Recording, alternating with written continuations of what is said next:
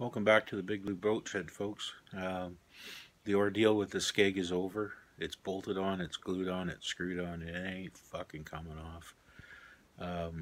So now that was a big event.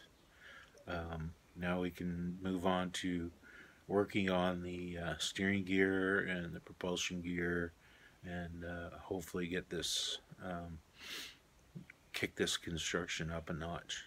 I'm feeling a lot better. I'm losing weight. My back is good. My leg's okay, and we'll move on. So just a brief look at the backing plate. Hopefully you can see that. I can't see shit, but here we go. There you have it. I'll be back in a bit, and we'll start working on the steering gear.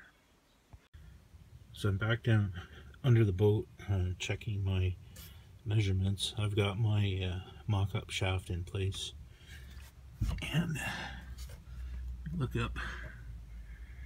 You can see it's a little off kilter in the hole. It's not a big deal. Fore and aft, it's pretty good. Side to side, it's off a little bit. But what I can do is the pintle bearing, that brass part, is I can shim it on one side. To move it up and down a bit. Otherwise, everything seems to be coming out pretty good. Actually, I'm going to correct that previous statement, because just with my fingers it turns pretty good. So I think the adjustment we're going to have to make is in enlarging the hole.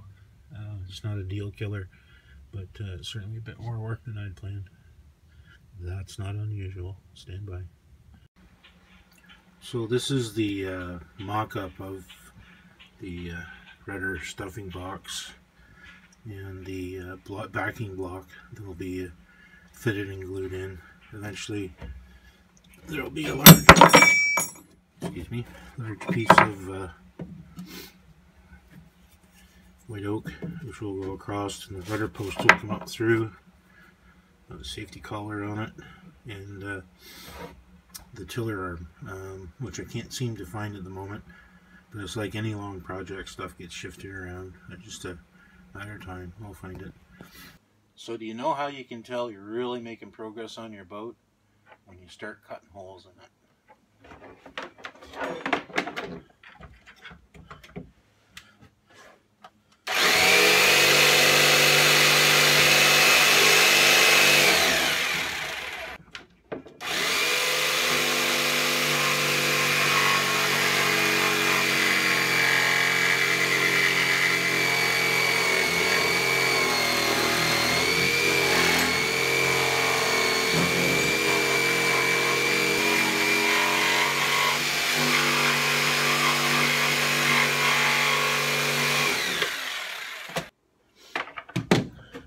That's really tough. There's 2 layers of carbon fiber under the fiberglass, and the saw blade just does not like it, so I think we're going to have to resort to another tool.